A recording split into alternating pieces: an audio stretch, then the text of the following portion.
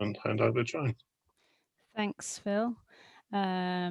Okay, so this week is the start of 2 weeks actually where I'm talking about weight, as in your body weight, but I'm going to start off by talking about weight, by talking about blood sugar, because it's not the only factor influencing our body weight, but it's probably the single biggest factor of what's going on in our body that can influence our weight and whether we find it difficult to lose weight or not. So this week, whilst the focus is on getting to healthy body weight, it's sort of from a point of view of blood sugar balance.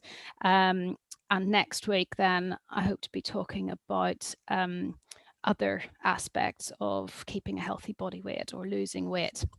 So, and this is because, well, firstly, Diane suggested that it's a good topic to cover. And I find this in all areas of nutrition that I work in. So I work with people with lots of different health conditions, but weight loss crops up in virtually all of them, because some of the, I'm not talking about weight loss from the point of view of caring what anybody looks like or what size anyone is, but just because there are health effects of being overweight, and the mechanisms that being overweight affects your health by are sort of common to lots of different chronic conditions. So I end up talking about weight loss for people with all kinds of health issues.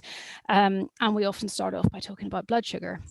So this is one of my favorite topics, really, and I could talk about it for a long time. I'll try and rein it in. And I find that people think that blood sugar is just for diabetics, but it's actually can be quite a revelation sometimes when we go through and explain what effects your blood sugar has in your body and how it affects weight loss and what's going on. So how your body weight affects arthritis. You're probably aware of many of these. There are lots of links. I've just tried to contain it to a few points. So firstly, being obese or having an overweight body mass index, and as well having an increased girth, increased waist circumference, they're all risk factors for developing rheumatoid arthritis. So that's in terms of the development of the disease.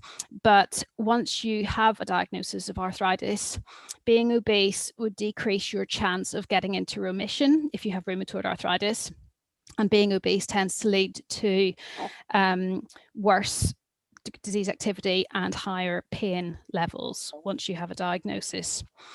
In osteoarthritis, the link is fairly well established and known about. So obviously losing weight can reduce pain, and that just makes sense in terms of pressure on the big weight-bearing joints in the body, like the hips and the knees. But as well as just that physical weight and pressure on joints, weight is important because fatty tissue is called adipose tissue. That just means fatty tissue. It causes inflammation, and especially fat around the middle is particularly active and inflammatory. It's not just fat around the middle does not just sit there inert and do nothing. It actually triggers the release of inflammatory compounds through the body. So this is why, as well as being overweight, independently of that, having a larger than normal waist circumference is predictive of your risk of developing rheumatoid arthritis, because it's that fat around the middle that's problematic. And that fat around the middle is problematic for a number of other chronic diseases such as heart disease and diabetes, and for a number of cancers as well. Just as the same, and it's the same mechanism. That fat around the middle is very inflammatory. So I mentioned that weight puts additional load on painful joints.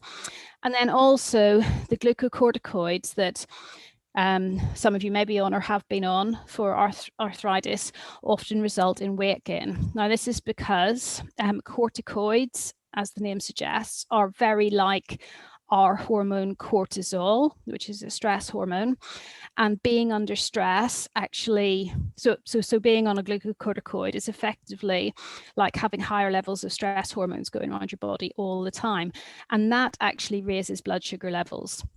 So this is what we're going to focus on today. How do raised blood sugar levels lead to weight gain? And that's the mechanism by which glucocorticoids lead to weight gain. So long-term use of glucocorticoids can lead to an increased risk of type 2 diabetes. So if you're on them, it's really important to understand what's going on there, why that risk occurs, and what you can do to mitigate that risk to reduce your risk. So just so that we all understand what I'm talking about when I'm talking about blood sugar, the best diagram I could find for this is this one, which looks complicated, but let's take it one diagram at a time. Let's look at the healthy diagram at the top. The funny looking organ on the left here is just meant to be the pancreas producing insulin. So don't worry too much about what this is. That's just the pancreas, okay? When we eat a food that contains sugar, actually identifiable sugar, or else carbohydrates, so things like bread and potatoes and rice, that breaks down into sugar. And when we absorb it from our gut and it gets into our bloodstream, we have molecules of glucose in our bloodstream. And if I could point at it without the thing getting in the way, these red hexagons, orangey hexagons, are meant to represent glucose molecules in our bloodstream. Our body wants a certain level of glucose in our bloodstream, you know, enough to have in reserve to provide our energy needs, but our body doesn't want us to have too much glucose in the bloodstream because glucose is sticky and it damages blood vessels. So our body wants to get the glucose out of the bloodstream into our cells where it can use it to make energy. Great. So what happens is we want these orange hexagons of glucose molecules to go into our cells, and that circular, the circular thing here is just an example of a cell. So glucose has to go through the outer membrane of the cell and into the cell. Once it's in the cell, it can be used to generate energy. Glucose can't just get into the cell just by itself. The doors are closed. There's no way for it to get in. It needs this hormone called insulin, which is these purple triangles on the left. Insulin fits onto the wall of the cell, and that opens the door and lets the glucose in. So just to recap, we've got glucose in our bloodstream that comes from the carbohydrates and sugars that we eat. The body wants to put the glucose into cells to use it up, build energy. It needs insulin to do that. So when our body senses that we've eaten glucose, it releases insulin. Insulin lets the glucose into the cell, energy's made, everything's great, we're all happy. Okay, so that's how it should work in a healthy body. I'm not going to dwell too much on the middle diagram because that's what happens in type 1 diabetes, where the body doesn't produce insulin. And that's not really the case that we're talking about today, that tends to lead to weight gain. It can do, but we're not really talking about that today. What we're talking about is the condition that happens that leads up to type 2 diabetes. So this diagram is what happens in the sort of more extreme case of type 2 diabetes, but it can also happen anytime when we start to eat too much sugar and too many carbohydrates over a long period of time. So let's explain what's going on there.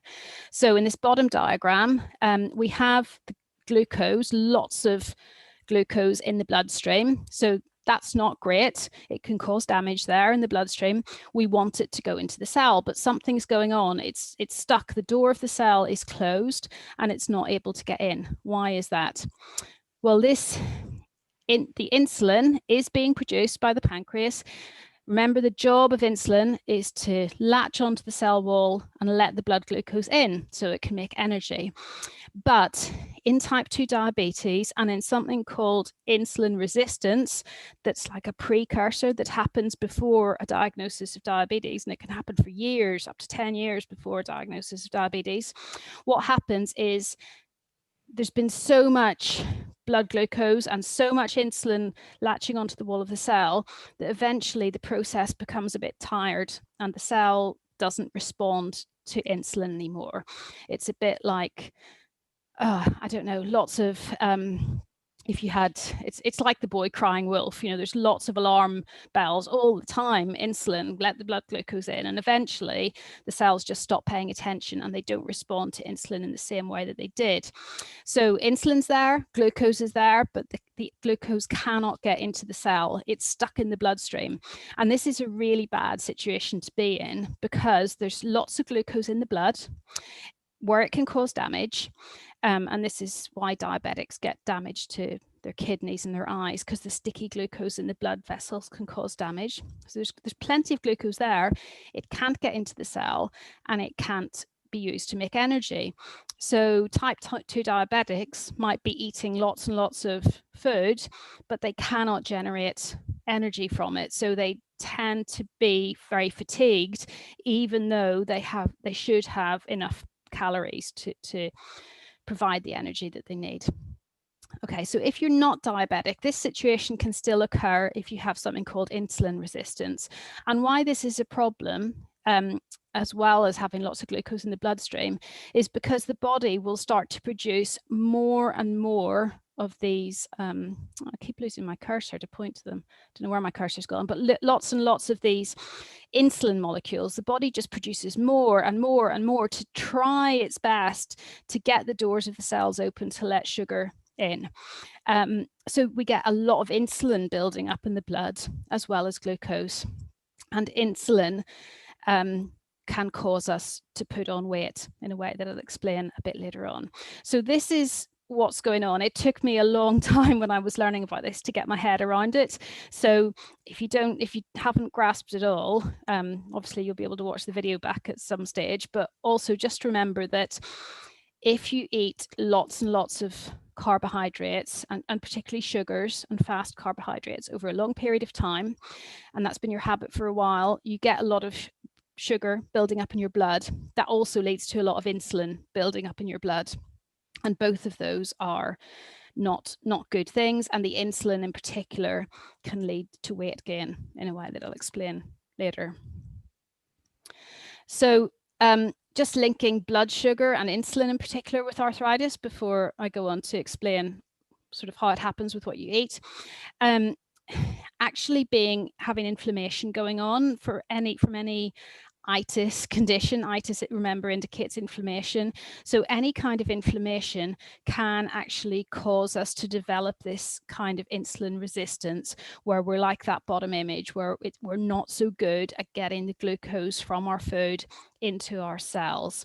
So insulin does tend to build up more than it normally should, and that can lead to weight gain or type 2 diabetes just by virtue of the inflammation going on. I mentioned that the glucocorticoids can increase insulin resistance and long-term can increase your risk of type 2 diabetes.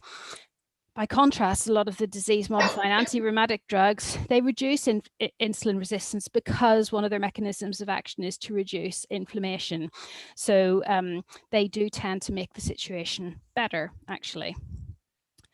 In osteoarthritis, if you have type 2 diabetes as well, that's associated with more rapid progression and worse pain, etc. Again, because of the inflammation that's common to all these conditions. And just thinking, really zooming in on the joints and thinking about what's happening, a high glucose environment with all this glucose swimming around the bloodstream, that can, as I mentioned, that it can cause damage in the body, but it can degrade cartilage, and it can also, through a sort of chain reaction, lead to bone damage, actually the structure of the bone being damaged in osteoarthritis. So there's just multiple ways why this is important, even if you're not diabetic. So I mentioned that the first step in all of this is that we eat foods that are rich in carbohydrates that increase our blood glucose.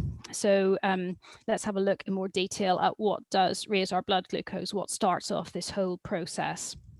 So all carbohydrates must break, the body breaks it down in the digestive system that we looked at a few weeks ago. We break down all carbohydrates into glucose before we can absorb them and use them for energy. So whether you're eating, a sugar cube or a piece of wholemeal bread, it still breaks down to sugar in the end.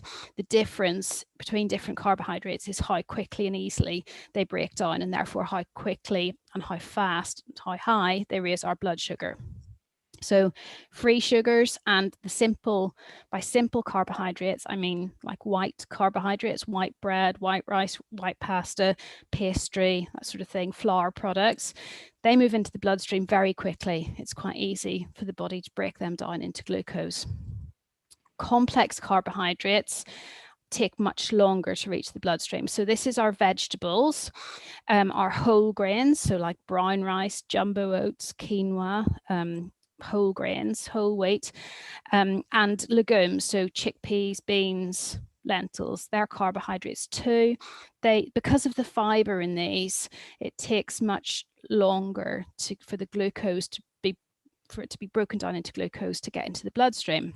And of course, these foods have other benefits as well. They're not just fairly straight carbohydrates and nothing else. They also contain the vitamins and minerals and the fiber as well. So sometimes people will demonize all carbohydrates as being effectively sugar and a problem. They're very, very different. There's a world of difference between a slice of white bread and a sweet potato or some chickpeas. You know, the two shouldn't really be compared in terms of their effects on your health, and we need to think of them very differently. It's far too simplistic to just talk about carbohydrates. It's all to do with how quickly they break down. So just to clarify and recap our major sources of carbohydrates. So we've got grains. The main one that many people eat the most is wheat, but also rice and corn, and then these others that you may only have come across, if at all, in health food shops, but they're all grains. Then we've got the other big source in our diet is roots and other starchy vegetables, so potatoes, sweet potatoes and yams, squashes like butternut squash, and even some of the other roots that you probably think of as vegetables rather than carbs. So parsnips, carrots, swedes, beetroot, they're all quite carbohydrate-y. So anything that grows below ground tends to contain a lot of energy for the plant above it to grow. So that's a good way to remember it. They're all quite high in carbohydrates, but again, a lot of these come with a lot of color and plant sort of chemical benefits. So it's far too simplistic to just dismiss them as just carbohydrates. I mentioned that our pulses, our beans, chickpeas, and lentils are a rich source of carbohydrates. These are also very high in protein, so that's something to bear in mind for later on. So they're sort of a mix. They're a carbohydrate and a protein. Fruits, of course, are very high in natural sugars. With a piece of fruit, you get fiber along with the sugar, which will slow down the release of sugar a bit. But with fruit juice, that fiber is taken away, so you get quite a fast hit of sugar with fruit juice. It's a very fast releasing carbohydrate. And then the sweeteners that do contain calories, not the artificial sweeteners, but the calorific sweeteners, sugar and others. So even the sort of healthier alternatives like honey or maple syrup still will break down into glucose in the bloodstream. And if you're having a problem dealing with sugar, you need to be thinking about those as well, and not saying, oh, well, it's honey, it's not sugar, it's healthier. It will still break down to glucose.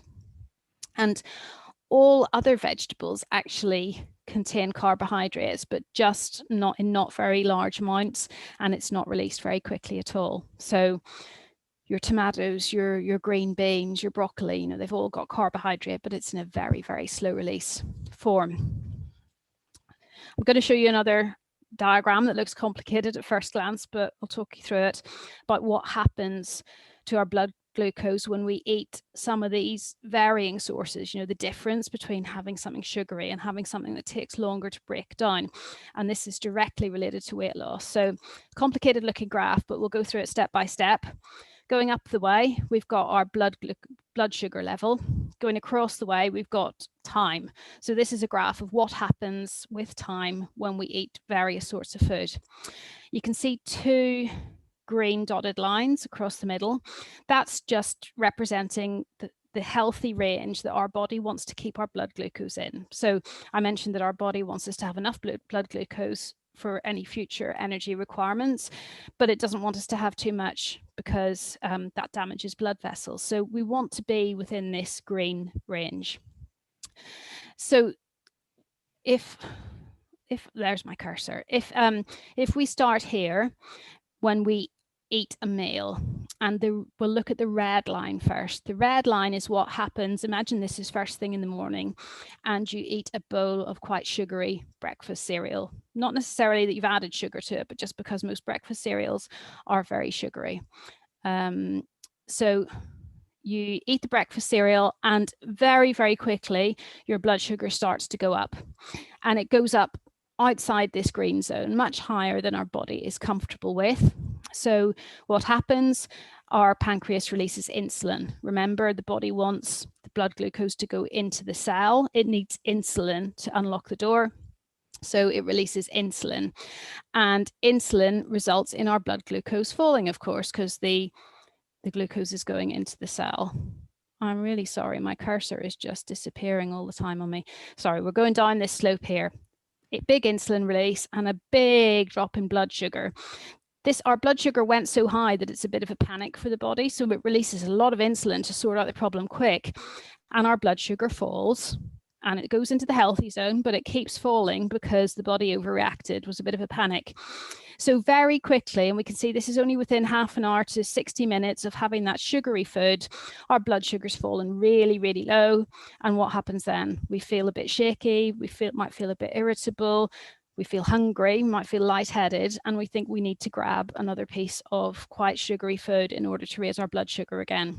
When we eat sugary foods like this, our blood sugar goes up and down all day long, and we feel that we have to keep eating all the time in order to try and get into that middle healthy zone. So the most obvious effect of eating something high in sugar is that we reach for another snack very quickly afterwards. And if you feel shaky or lightheaded or a bit faint within an hour or two after eating, and you always need to have a snack to hand to make you feel stable, then it's likely that your blood sugar is a little bit out of control. So that tends to be a symptom of that. If, however, you have, looking at the yellow line, what happens with the yellow line starts at the same point, and this is where we eat some, well, it's not sugar, but it's white, simple carbs, so white bread. Say you have a couple of slices of white toast for breakfast instead. The blood glucose doesn't rise so high or quite so fast, but it's more or less the same pattern. It still goes up higher than the body wants, it still crashes again, and you'll still be hungry again afterwards, but it might be 1 to 2 hours later this time. If, however, we eat the complex carbohydrates, the whole grains, the fruits and veg, the pulses, we get the pale blue line. And this one, it takes a long time for the blood sugar to rise. It's only at its peak, sort of probably 2.5 hours after the meal, and it never gets out of the healthy zone. And by the time it falls again, we're 3 or 4 hours later, and it's a reasonable time to eat our next meal. We're much more likely to choose a reasonable or good balanced healthy meal because the blood sugar hasn't crashed too low, and we're not in that panic, oh, I feel awful, I need some sugar to pick me up kind of mood. We're feeling fine. We just know that it's lunchtime, and we will take our time and choose a healthy meal. And that's sort of the difference between having sugar, which acts really fast, having white carbohydrates, which might take a little bit longer, but the net effect is sort of the same, and having these complex carbohydrates, which will keep our body much more balanced. So just to remind us the difference between this different response, it's called the glycaemic response, the response to sugar. It comes down to fiber. So these complex carbs, the whole grains and the legumes, they have a lot of fiber in them. Sometimes having protein with your carbohydrate will also slow down the blood sugar response. So if we eat a proper meal with protein as well as carbs, that will help us balance our blood sugar. Fat can also slow down this absorption of sugar into the bloodstream. So, but it should, of course, be healthy fats rather than unhealthy fats. And we should move on to talking about where fat fits into this, because we're talking about whether carbohydrates and sugars make us gain weight, but what about fat? We've been told for years and years that dietary fat is what we should avoid in order to avoid gaining weight. It's not definitive, it doesn't prove causation, but this is a graph of what's happened since the 70s to obesity rates. And in various countries in the world, they're all heading upwards. And it may just be coincidence, but since sort of the 1960s, 1970s is when we've been told to avoid fats in our food. If we're all doing as we're told and following that advice, it hasn't really worked on a worldwide scale. The reason why we were told to avoid fats is because of the calories argument. So when you compare the different foods, 1 gram of carbohydrate will give you 4 calories. A gram of protein, the same, but a gram of fat provides you with 9 calories. So it seemed to be just intuitive that if you cut back on high fat foods, you would reduce your calorie intake, and therefore that would help with weight loss. This has now been comprehensively debunked by many academics and clinicians, including the author of this book, Eat Fat, Get Thin, an American doctor called Dr. Mark Hyman, who, if you're interested in this and if you want further information, there's so many references in this book about for research to why eating healthy fats does not make you get fat. So fat does not raise your blood sugar at all. Carbohydrates do, to varying degrees, and it's this, as I said, the single biggest factor probably in weight gain is what's happening with our insulin and our blood sugar. So why this happens: high blood sugar leads to lots of insulin, and insulin tells our body that there's lots of energy around, there's lots of blood glucose around, and it tells our body to store fat. So insulin, as well as letting glucose into the cells, it has a fat storage instruction to our body. So when there's lots of insulin floating around in our body, we cannot burn our body fat as fuel. And that's what we're trying to do if we're trying to lose weight. We're trying to use our body fat as fuel so that we burn it off and lose weight. That's what's happening. We cannot do that if we have high levels of insulin. And that means we cannot do that if we keep spiking our blood sugar or if we have high levels of blood glucose all the time. Hoping that makes sense a little bit as I've been going along. Yeah, thanks. So knowing that a lot of it is to do with our blood glucose and continual spiking and falling of our blood glucose, what can we do to try and break out of this cycle if you think that you're in this cycle? Well, most obvious thing is probably to try and cut down on your sugar and your consumption of sweeteners, including those healthier or labeled healthier sweeteners that I mentioned. Artificial sweeteners are actually best avoided as well. So it might be tempting to go from, drinking Coke to drinking Diet Coke, but actually, in the end, you want to reduce your sugar cravings, and artificial sweeteners just keep you wanting that sweet taste, and they actually trick your brain into thinking that you're going to get a sugar hit as well. So some of the metabolism changes that happen with sugar may happen with artificial sweeteners as well. So it is better just to try and cut them out and eat or drink something else instead, rather than substituting artificial sweeteners if you can.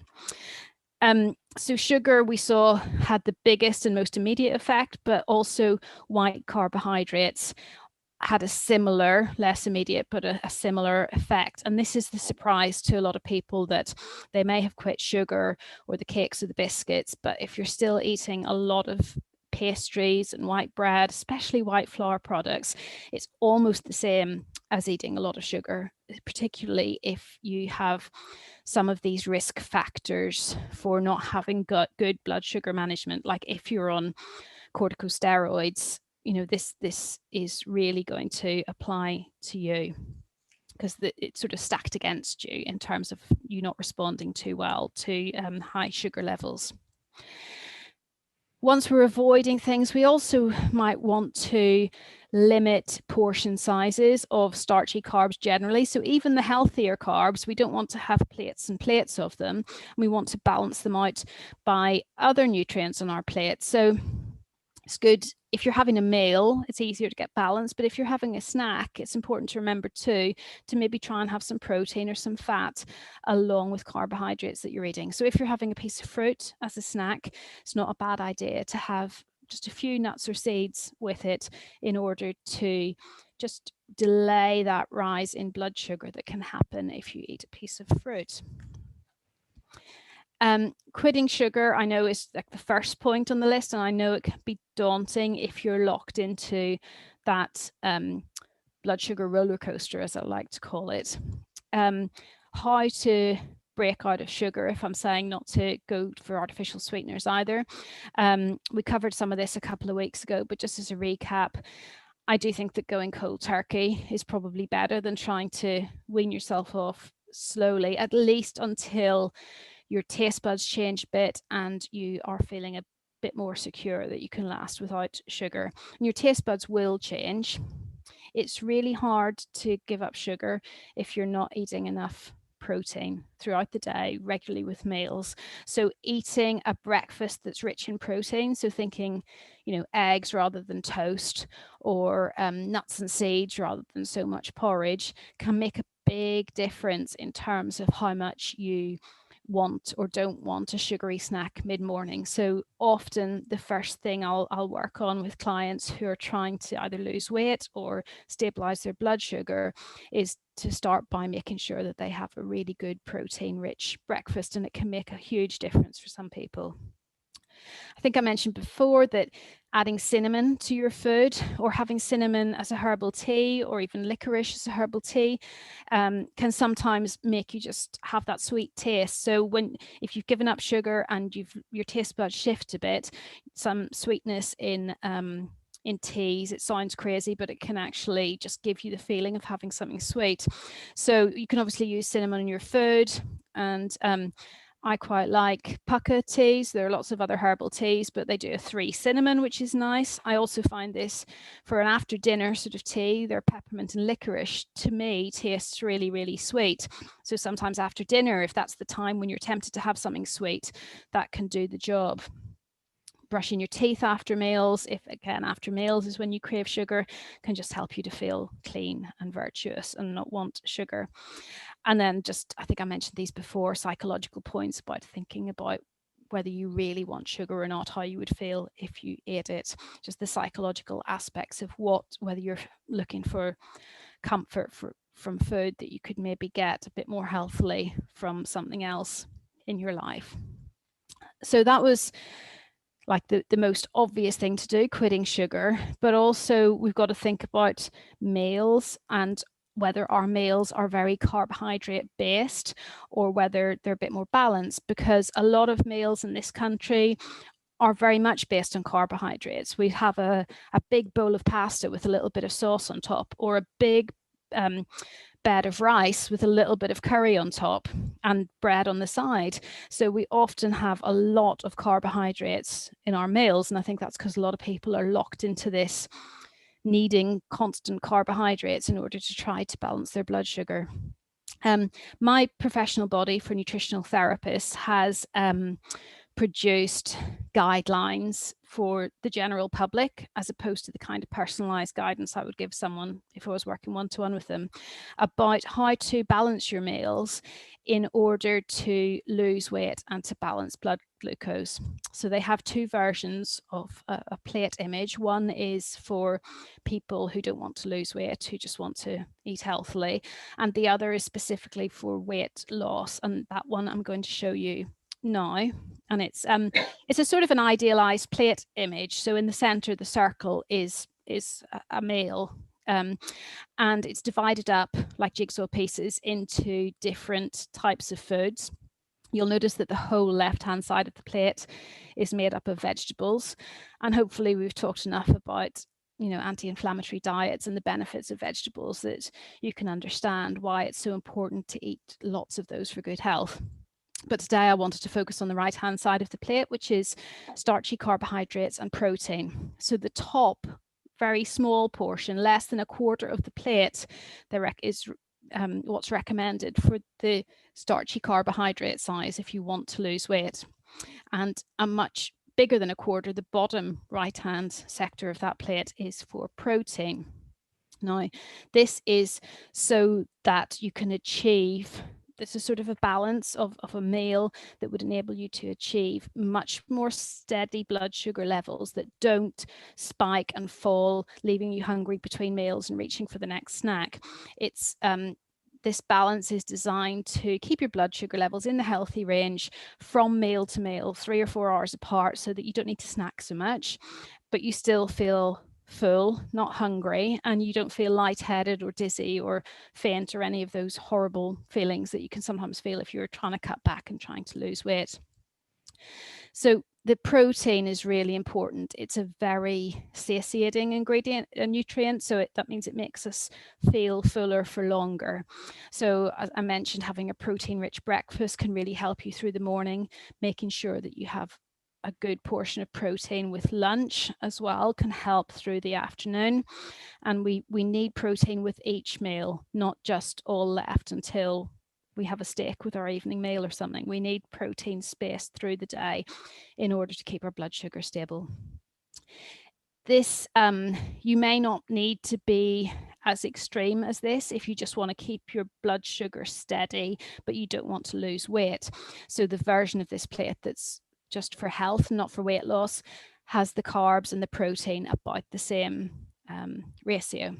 But for weight loss, for many, many people, it ends up being necessary to squeeze back the carbohydrates, and this might be quite a lot less than you're used to eating.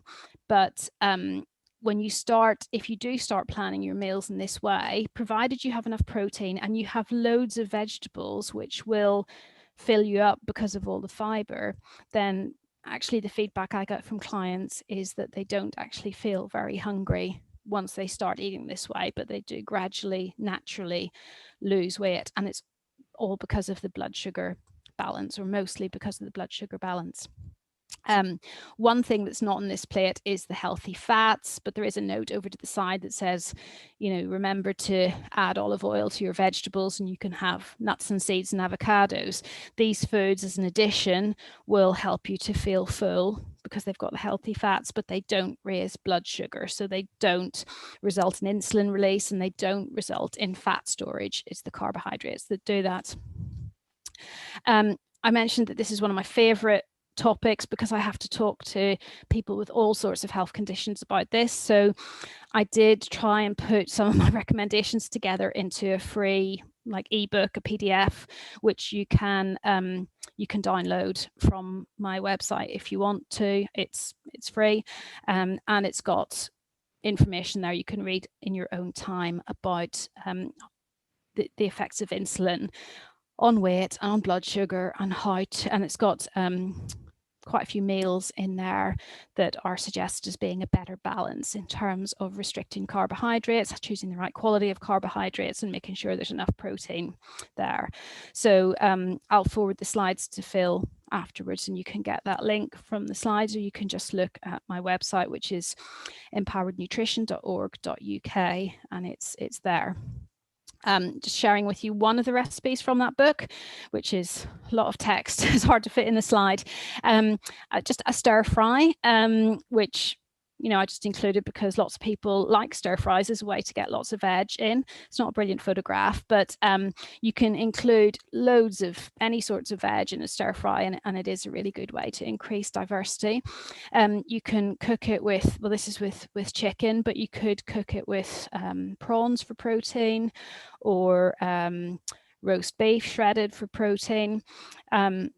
But it is important to have the protein there. And why it's a bit healthier than an ordinary stir fry is a lot of the time stir fries you'd serve with a big bed of noodles, often with white flour. But you can either choose brown rice noodles, you can get buckwheat noodles. These will be much slower at releasing their sugars. But here I have used butternut squash noodles, which are much lower in carbohydrate, and they also come with that lovely orange color that gives us the beta carotene. You can either buy butternut squash noodles ready-made in the fridge section in supermarkets, or else you can buy something called a spiralizer, which you just sort of turn it round and it creates noodles. You sort of stick a butternut squash onto the end of it and you turn it round and it makes it into noodle shape. And then you can just, I just roast them in the oven and serve it with my stir fry. But that's just one recipe from that ebook. There are more in there, and they're all just trying to cut back on the quantity but also increase the quality of the carbohydrates while having enough fiber and protein, all about stabilizing those blood sugar levels. So I'm a firm believer that when it comes to weight loss, you shouldn't have to count calories. Actually, a lot of it is about avoiding the processed stuff, because that's where you get a lot of sugar and fast carbs. And then once you're onto eating whole foods, about balancing the types of foods in terms of carbohydrate, protein and fat, and including lots of veggies. And if you do that in the way I've outlined, for many people, weight loss at least stabilizes, or weight gain at least stabilizes, or else weight loss follows naturally. It's not hugely rapid like a crash diet, but it's the sort of way of eating that then you can keep on with forever, very healthily. And once you've got to a healthy body weight, it tends to stabilize. So it's a way of eating that you can do for life. So I think that's the most important thing when it comes to weight loss. There are other factors as well, of course, and that's what I wanted to talk about next week. But I will stop sharing for now, and I'm sure there are probably questions about all of that. Yeah, thanks, Joan. It's very interesting. I mean, most of the carbohydrates that you're talking about, like potatoes and pasta, I mean, that's rice. Yeah, I mean, that's staple sort of food, isn't it? So, I mean, I'm always eating that. So, Yeah. I don't know where to go without that, really. Yeah, and I mean, you don't need to give it up, but it's about proportion. So I sort of reckon that as well as it spiking blood glucose, they're fairly high in calorie food, but they don't necessarily provide you with tons of other nutrients in the same way as veg and say protein do. So I'm increasingly saying to people over and over that everything sort of has to earn its place on your plate. And if you've only got so much that you can fit in, and you need to get lots of nutrients in, then filling half your plate full of white rice is not going to provide you with enough nutrients apart from anything else. So in order to fill in the nutrients, you've got to squash down the amount of white rice as well. So there's another reason, but it's it is a staple for a lot of people, which is why a lot of people find this is something they haven't thought about before and takes a lot of changing, but it can just have such dramatic effects for people. And you did mention, a good way to start the day is a protein-rich breakfast. Do you suggest for that? Yeah, so some people if they like savoury breakfasts, eggs are fantastic, but there's been a worry in the past about eggs and cholesterol, which is being debunked. But in terms of how many, I wouldn't recommend that someone would eat 2 eggs a day every day, but up to 3 or 4 days a week doing eggs, if you like eggs, is probably okay if you're boiling them or poaching them, cooking them in a good way. Then other savory breakfast options, people used to have kippers and things like that for breakfast, which we've gone away from, but that's obviously very protein rich. If you prefer sort of, I just don't like sugary breakfast cereals and most commercial breakfast cereals at all, because it's very hard to find any that aren't actually very high in sugar. But if you're more into a cereal based breakfast, then jumbo oats, but sort of more or less half oats with nuts and seeds with it for the protein, will be much more sustaining than just oats alone. And then I suppose other than that, we've got this psychological thing really, that we've got to have a certain type of food for breakfast, and that tends to be very carby, toast and pastries and cereal.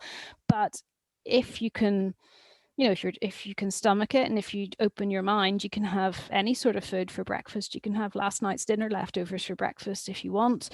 When I was at college doing nutrition, there were, not me, but there were friends there who used to love having soup for breakfast because they felt it was very easy on their digestion first thing in the morning. And you can put lentils or shredded chicken or whatever as your source of protein in soup. So it's really just your imagination is the limit, I suppose, but just making sure that you've got something in there that's going to provide you with a decent amount of protein. What does everybody on the call have for breakfast? Hi. First of all, I'd just like to apologise for being late. I had lunch al fresco and fell asleep. Lovely. Out there, and I just woken up, so I'm really, really sorry. But my breakfast really is a toast frenzy, I think, because I like not the supermarket breads. I like the bakery breads, and I get them. And I do have avocado on one, and then the other with butter and marmalade. Mm-hmm. And I have got a very bad sweet tooth, and that's my downfall. I think if I was to cut out sugar from my diet, I would just naturally lose weight. And it has happened before when I've gone to Kerala and had Ayurvedic treatment, because there's a very different concept of food eating there, and they would naturally eat different things for breakfast, not necessarily breads and that, but you'd have vegetables and, other bits and pieces of food, and rice cakes that they make, which is supposedly very good. But yeah, and that is my downfall. I love sweet things. Yeah. My portion control isn't too big a thing. I can eat in small amounts, but it's the sugary things. It's almost like I'm hooked on them. And, as hard as I might, I can't seem to break away. They are very addictive because, it's this sugar can attach onto the opioid receptors in the brain. So it's no small thing, really, if you're feeling that craving for it. All I'd say about what we've been talking about today is it can be a bit of a vicious circle, as in, which do you do first? Do you give up sugar first and then look at your meals, or do you try and structure your meals so that you're more full and more satisfied, so that you're less likely to reach for the sugar? So it's different for different people, and this might not be the case for you, but sometimes I do find that people who tend to reach for a sugary snack mid-morning or mid-afternoon, if we do increase the protein intake of the protein content of the meal before that, sometimes then they don't feel that need to reach for the snack in between. And if that happens to be a sugary snack, it can start a bit of a, one bite leads to the next, and before you know it, the packet of biscuits is gone, or whatever. So sometimes having a really good portion of protein in the meal before can help with that. So with your breakfast, the avocado is great, but the rest is sort of the carbohydrates, and there's not much protein in there. So it might help you to have poached egg or some almond butter or something that would give you a bit of protein on your toast. I might try that. I might sort of go on to the egg, because I don't mind boiled eggs, and have that on dry toast and not put any butter on at all. So it's just toast and avocado and toast and eggs perhaps, and try and push myself that way. But I tend to comfort eat as well for other reasons. Yeah. And when I'm away on holiday and I have no handle in my food purchase and my food intake, other than making it, I tend to, I naturally, I don't crave sweet things because my mind is occupied. But yeah, I would give that a go, actually. I need to. I am desperate, but yeah. Don't skip the butter either. Actually, it keeps you full, and that's not the thing that's raising your blood sugar. So provided you tolerate it, okay. There's no need. There's no need to feel like you've got to go for dry toast and feel a bit miserable with it. But keep the butter. Okay. Well, when I was working in the office, I used to have a chocolate bar mid-afternoon, because that would get me between lunch and to the end of the day, But so you haven't been doing that for a year, so down on that. So that's a good thing, I suppose. Yeah, I mean, every time we eat, we do spike our insulin a little bit, no matter what we eat. So in the end, it's good for our digestion and for our weight management and for our blood sugar to try and go from meal to meal. It's not always possible, depending, you know, on our work timetable and what we're doing and family commitments, etc. But it's better in the end if you can do without snacking. But you can only do that, I think, if your meals are structured properly, the way I was saying. Otherwise, you do get hungry after a couple of hours. There's a lot to take in there, but obviously we'll put all Yeah. the slides up on recording, and yeah, we'll go through that. So I'm afraid that's the end of this week. Thanks, Joan. That's really interesting again. Like I said, this is the 5th of our session. We've got another 5 coming from Joan. I'll put up details on that. I'll send those invitations out. That's the end of the invitations for this set of talks. I'll send out as soon as we finish there. And yeah, we've got Andy's yoga on Thursday, so I hope to see you for that, and see you back here next week for Joan's week 6. Yeah. Thanks a lot, everybody. Bye for now. Okay. Thank you, Thank you, Phil. Joan. Thank you very much. You're welcome. Thanks. Bye, everyone. Bye, everyone.